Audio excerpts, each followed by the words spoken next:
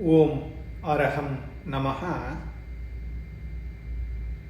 ಕಥಾ ಶ್ರವಣ 92.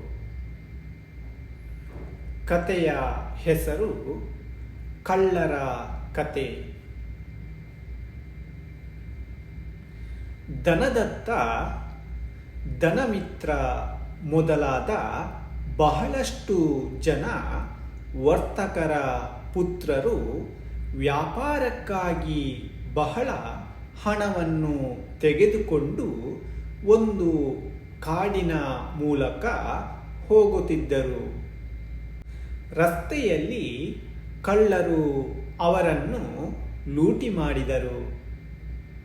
ಬಹಳ ಹಣವನ್ನು ಪ್ರಾಪ್ತ ಮಾಡಿಕೊಂಡಿದ್ದರಿಂದ ಆ ಕಳ್ಳರ ನಿಯತ್ತು ಬದಲಾಯಿತು.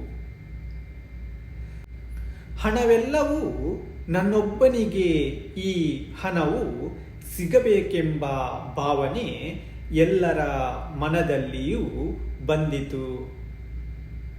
ರಾತ್ರಿಯಲ್ಲಿ ಊಟ ಮಾಡಲು ಕುಳಿತರು.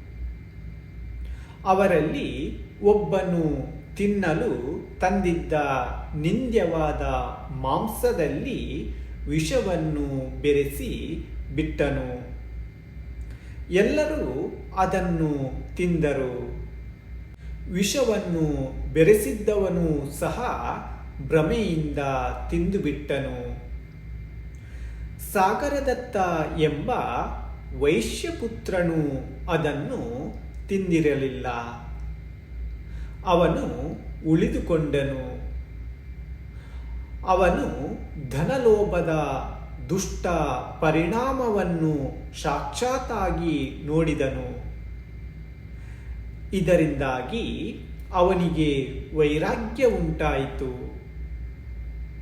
ಹಣವೆಲ್ಲ ಅಲ್ಲಿಯೇ ಬಿಟ್ಟು ಬಿಟ್ಟನು.